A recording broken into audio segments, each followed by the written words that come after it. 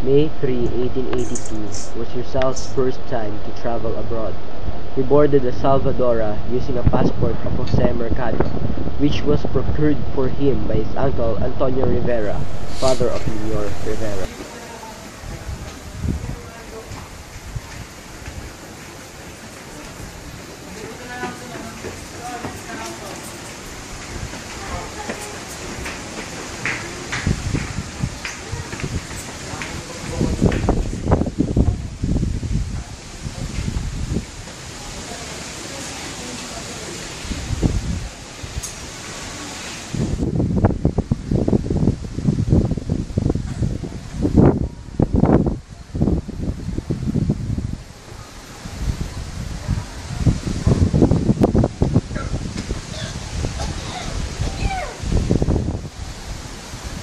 I am seasick.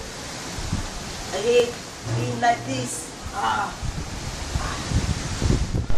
On May 6, Rizal and the passengers played chess on board. Oh, pare.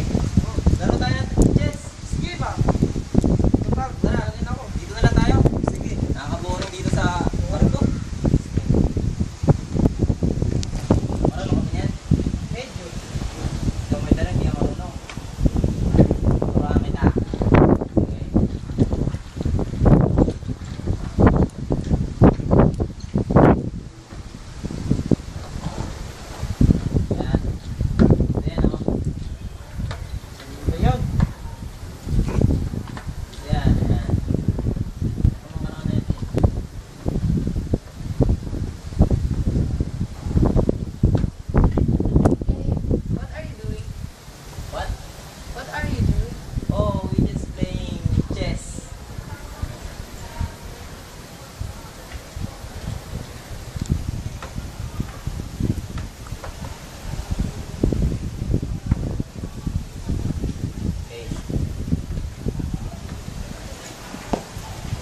Okay. I'll make the first move. Okay. Okay. Can I excuse? Sorry. You... Oh. Daya ka naman eh. Hindi naman pare. Wala, unahan mo. Ikaw na. Stop. Grabe dito sa barko. Ang hangin.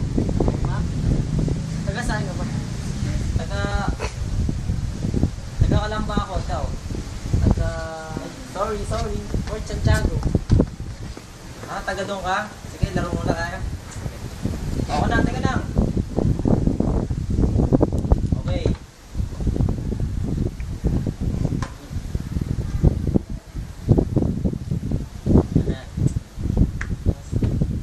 Okay, sunod. Oh, sorry.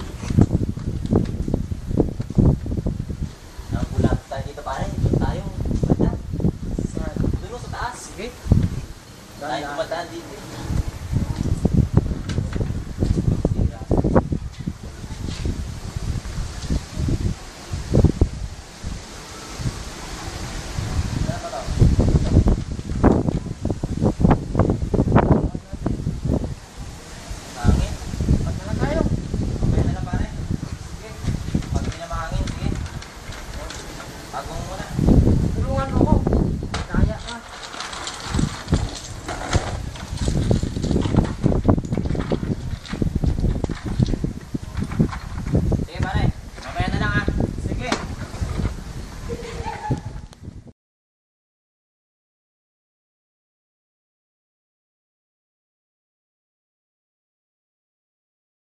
Pare, sabang chicken. Mas masarap ang veggie meat. Diyan pare, tikman mo chicken. Veggie meat. Mas masarap. Labi yung chicken eh. Ay, bahala ka. Basta ako veggie meat. Gusto ako chicken. Chicken.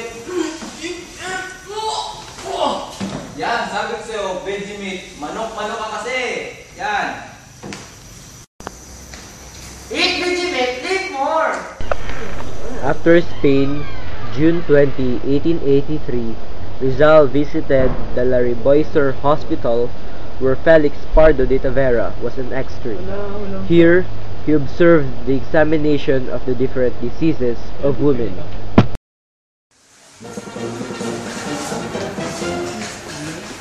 Hoy, Hi, Mr. Tavera. I'm Dr. Jose Rizal. Oh, hi, Dr. Rizal. What can I do for you? Oh, can you explain me what the doctor is doing? Well, you see, he's examining the particular word about the disease. Can you explain me what particular disease he examining?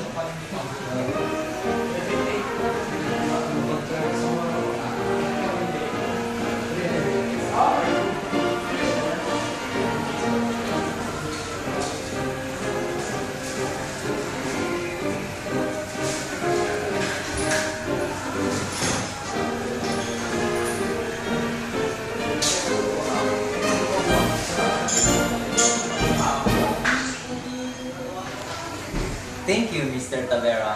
I learned a lot from you. Thank you so much.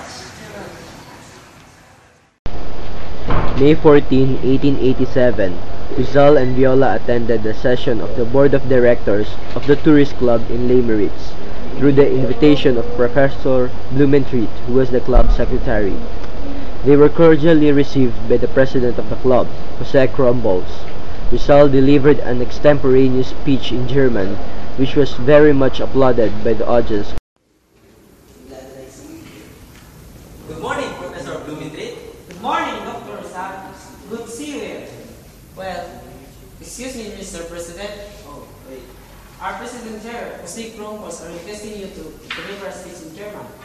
Well, I gladly accept his request. Well, if you don't mind, you may start now. Let's see.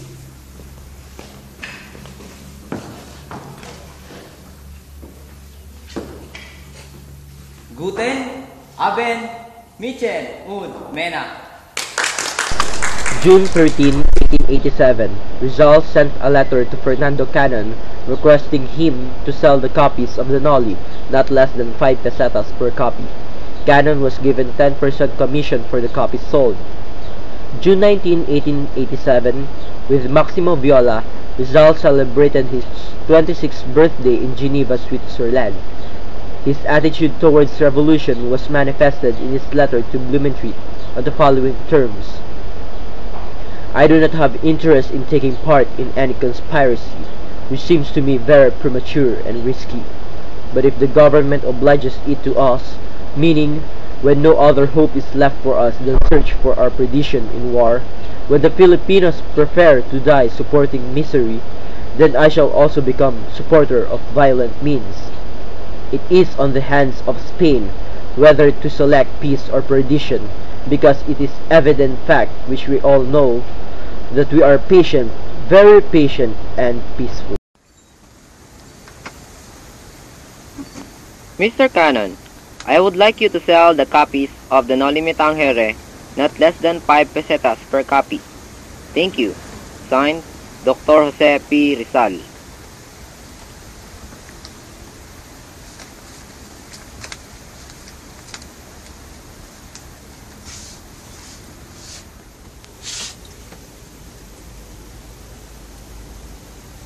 Well, my friend, this is our last celebration, since we'll be parting ways tomorrow.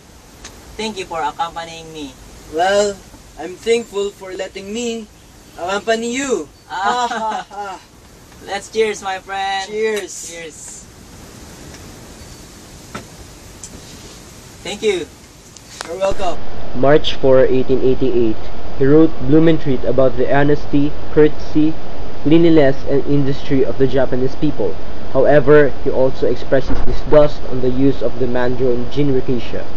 March 15, 1888, Rizal first saw Osei-san walking past the gate of the Spanish legation. Dr. Blumentritt, the Japanese are honest, courteous, and clean. But I don't like their man-drawn jinrikisha. Signed, Dr. Rizal.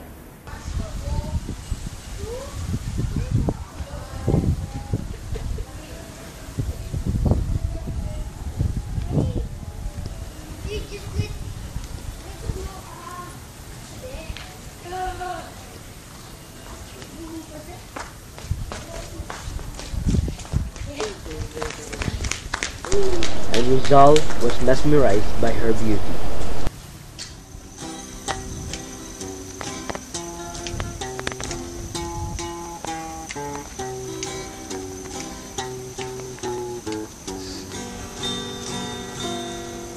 bahay, kubo, kahit munti, ang halaman doon ay sari-sari, singkamas at talong, sigarilyas at mani, sitaw, bataw, patani,